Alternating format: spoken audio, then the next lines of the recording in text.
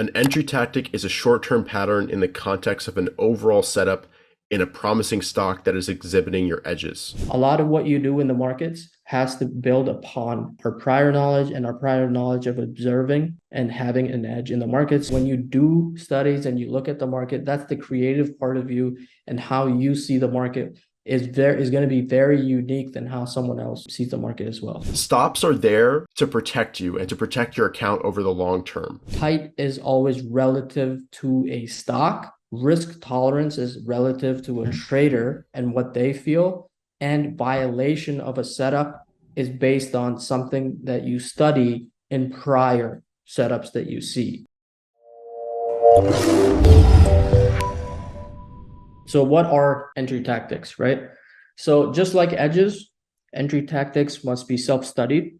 It comes down to execution. And when you prep and you do all the work, at the end of the day, it comes down to, that confidence builds up as you repeatedly do your routines.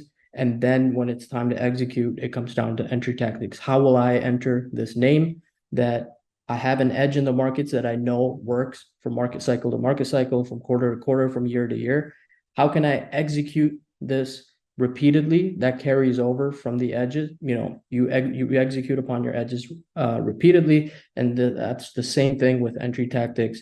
And the focus here is, how do I get an optimal risk reward so that I can then position size, manage risk, and all these other aspects. So the things that we carry over from edges is pretty much the same stuff, except this will be the primary focus of today. How do we define our risk reward? How do we find ways to enter names after we know that there's a probability of a positive outcome, right? That we said, Mark Douglas says quote, we know we can execute upon this edge repeatedly, and we've studied it ourselves already, right? So now this will become kind of the focus of today. How do we focus on getting a good risk reward? So entry tactics are nothing but after you observe an edge, which is always the first step. If you don't observe an edge, if you haven't seen examples of your edge in play, if you don't have visuals of what your edge looks like in the markets, then doesn't matter what entry tactic you employ. You could say that, Minervini told me to buy pivot highs. That's why I will buy pivot highs. That's not something that you have self-studied. Then you will see a lot of failure in that, right? So a lot of what you do in the markets has to build upon our prior knowledge and our prior knowledge of observing and having an edge in the market. So if we have the high volume edge or the relative strength edge, we can then build upon those and come up with entry tactics. So entry tactics allow you to manage risk. They allow us to position size. That's most important, because without risk management, you can't position size, and without position size, you can't make pretty much any money in the market. So traders, when they're starting out, have kind of two different mindsets as they go about it. There's this world of, if you don't size up and you act manly, then you will never make it. Those people tend to blow up a couple of times before they figure it out. And then there's the other mindset of, I know I'm in a journey. I know I'm going to move from stage 1 to stage 2 over a span of time, and I will size according to my confidence and how I observe my edges and how I employ the entry tactics over a span of time. So today's webinar is not going to be a shortcut for you to skip a whole bunch of years in your trading, but it will give you the framework and the mindset that if you go through these steps of having an edge and then building entry tactics upon them, you will get there, be it 3 to 6 months, 8 to 10 months, 1 to 3 years, or 4 to 7 years over a span of time. So few entry tactics that, I just threw a whole bunch on this slide on purpose, where, consolidation pivots, base pivots, pivot retest, undercut rallies, volume support, a whole bunch of other ones that I've come up with for my own trading based on these two edges that I see in the markets. And that's something you have to replicate on your end as well.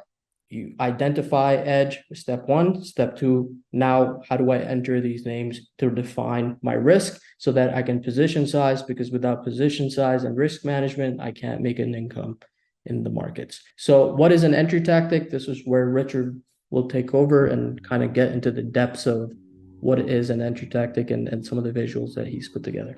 Yeah, thanks, Rye. So the text on this screen, it's something we really want to drill into you guys, and it'll be a kind of recurring theme today. An entry tactic is a short-term pattern in the context of an overall setup in a promising stock that is exhibiting your edges.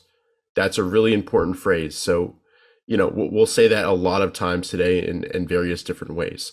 And what it allows you to do is establish a tight and logical entry. This is something that Ross has, I've learned so much from Ross here.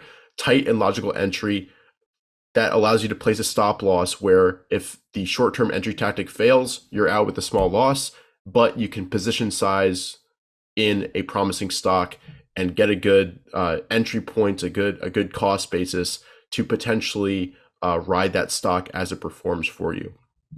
And a common thread with these entry tactics as we go through them today is they'll often be a short-term expectation breaker. With the tight area range entry tactics that I'll discuss later, the expectation is it's going to stay in the range, and then it breaks out or moves to the one side or the downside.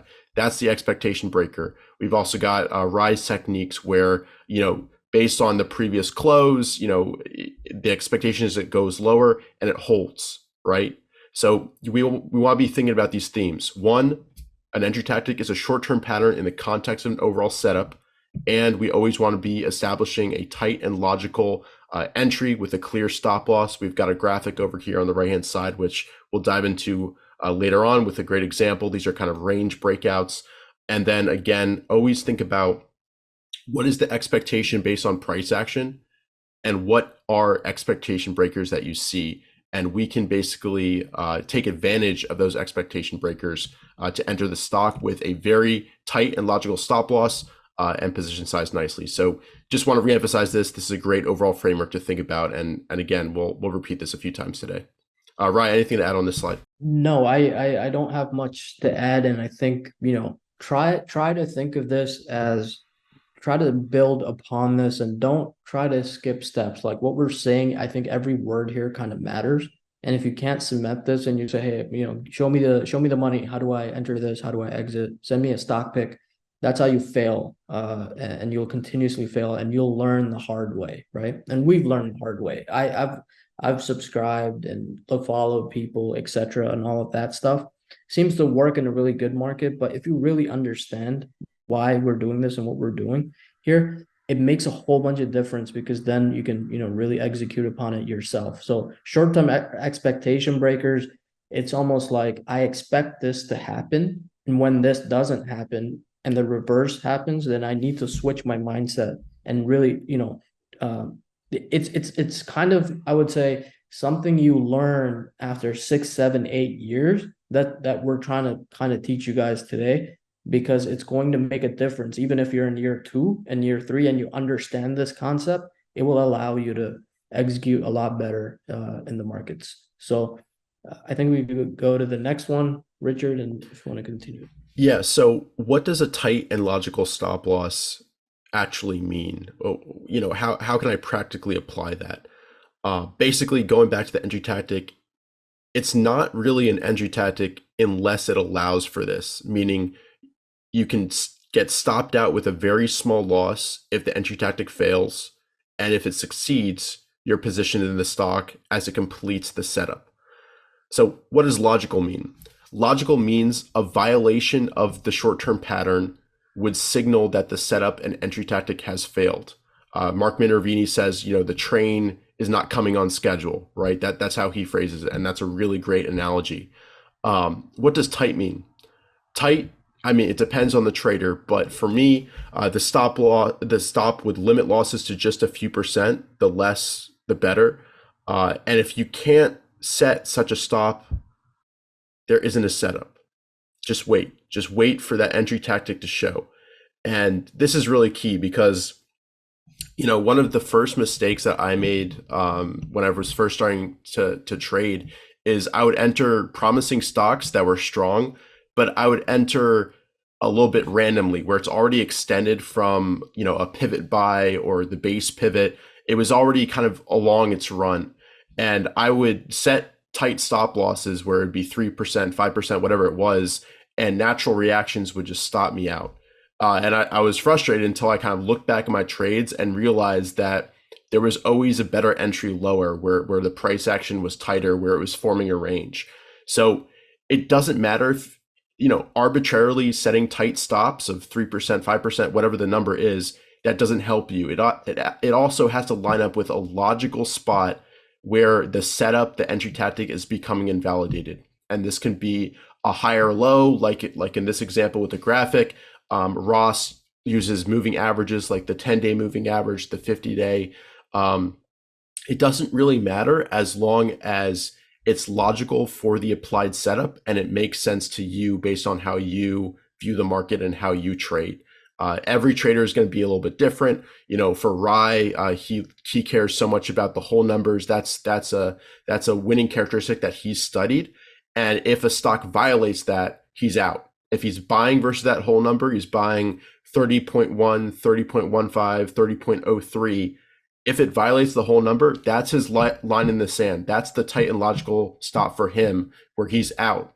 But he's not buying 35 and setting his stop at 30 because that wouldn't complete the entry tactic. He's buying very carefully within his entry tactic, so he'll keep those losses small and be able to escape with a very tight loss where he can try again multiple times if another entry tactic develops. So this is another really key slide. And Ryan, I definitely want to hear your thoughts on this as well. But I think it's really important. It's twofold. It has to be tight and logical. That's the key thing that I want to get across. Just tight doesn't work. Just logical doesn't necessarily work. They have to be coupled together where the entry tactic satisfies both these conditions. Yeah. So the way these things kind of play out at the end of the day is you'll see a pattern of in your execution of where when you enter and things line up and the train arrives on time, or the tiger in the tank, any of these analogies that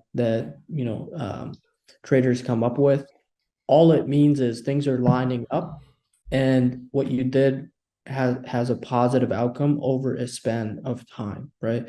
So the tight is also relative. So for an investor, if he's looking at the monthly chart and they see an entry in right near all-time highs and the stock has 3 months of tight action from on a technical basis, and now they're anticipating growth, that could be an investment plus a technical decision that they make. Tight for a swing trader that and a day trader is very different. They've done, they know that the broader setup exists, they know the broader edge exists. Now they're focusing in on how can I manage my risk and where can I enter. Let's say if I want to buy 5,000 shares and I see tightness in price action, I risk a whole bunch of money in the markets, but my risk is 2 to 3%. Or it could be dollar-based risk. It could be share-based risk. It could be any, risk is what tolerance do you have to see your setup play out?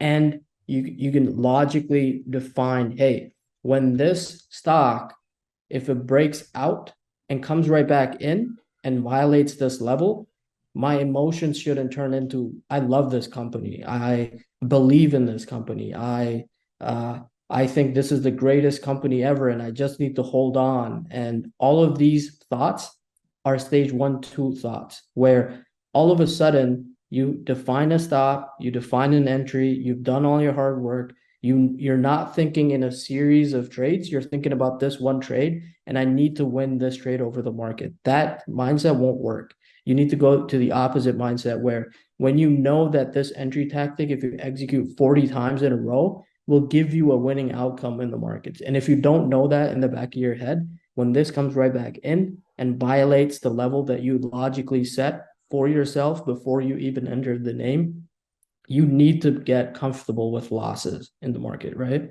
So if you're not comfortable and you don't develop that over a span of time, you're making it harder and harder for yourself to move to stage 3 as much as possible.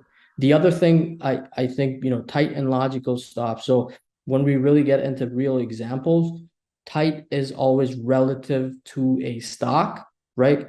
risk tolerance is relative to a trader and what they feel, and violation of a setup is based on something that you study in prior setups that you see and prior edges that you saw. Hey, the names seem to VCP, let's just pick on VCP, 2T, 3T, 4T, right?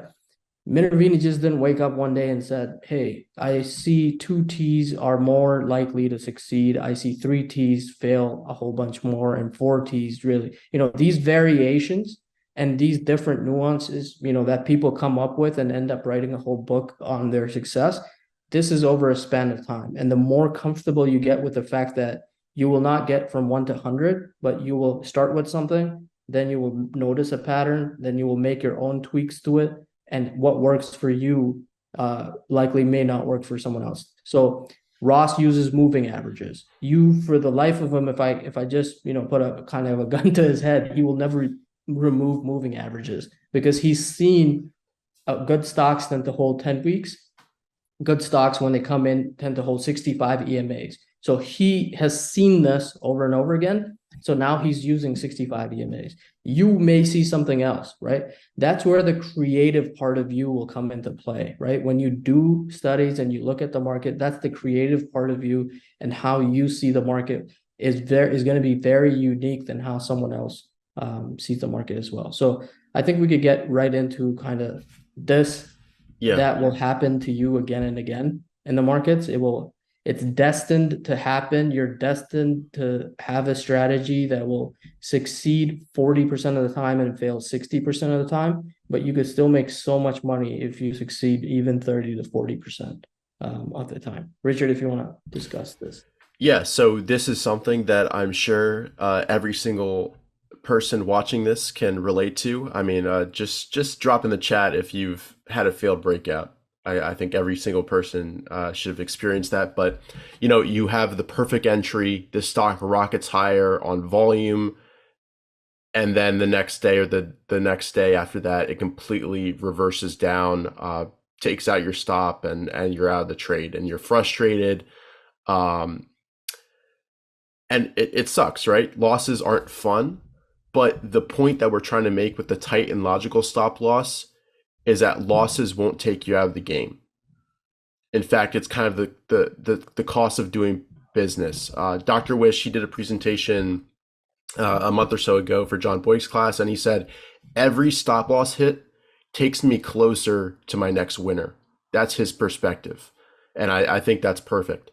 Stops are there to protect you and to protect your account over the long term.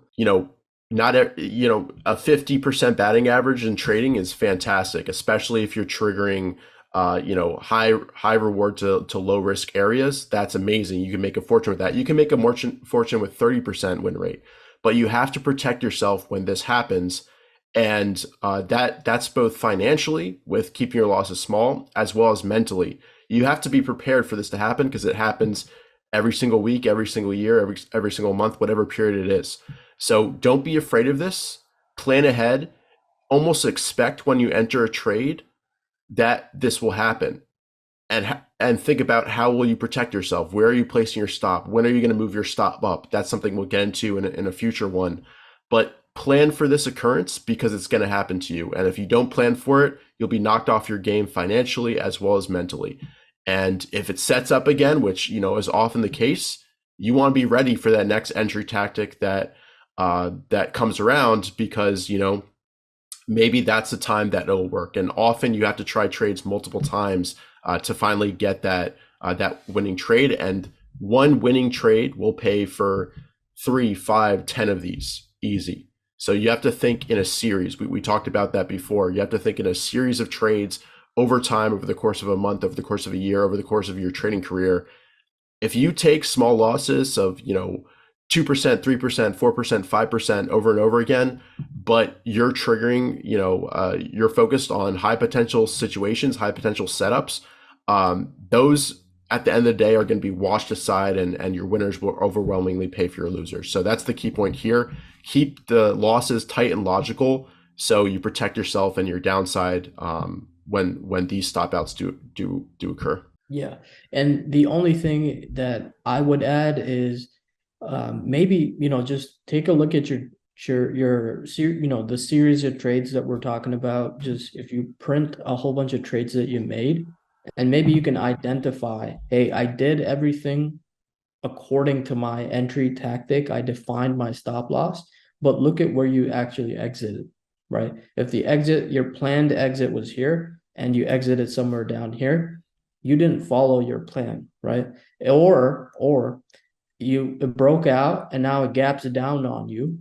What's stopping you from making that decision and just turning your mindset around, right? Where all of a sudden you think it will just come back and then I will do this and that and that. It happens to all of us, everybody. So print out, maybe your last 20, 30, 40 trades and just label them. Hey, my entry tactic was this, my stop was this. This is where I exited the trade. I'm not listening to my own entry tactics. If you just listen to your plan, it will make a lot of traders much more, in terms of discipline and losing, turning around their losses. It will minimize what you actually do when you follow your plan. So a lot of traders in stage one just don't follow something that they set out to do. They kind of start doing the opposite when the market just slaps them in the face and all of a sudden they're rattled, right? And when you're rattled, your decision making, your emotions take over. You're not thinking rationally. And that's the name of the game. You need to think rationally when you're under pressure. That's the same thing in pro sports. That's the same thing in any, job that you might have. If you're put under pressure and you can't make your decision making still doesn't align the same way, then you have poor performance, right? That's exactly what we have as stage one and twos at the end of the day. So it's very important to be realistic, to look at what you're doing and really just do this exercise maybe for the past 20, 30 trades. And if you do that, you could tag me on Twitter or Richard on Twitter, and we're happy to take a look and see what your past 20, 30 trades look like and how do you kind of label. I entered here, I knew my stop loss was this, but I made this mistake. Just saying that to yourself, and the next time this happens, which happens to everybody in the market, will allow you to make rational, non-emotional, and kind of good professional decisions at the end of the day.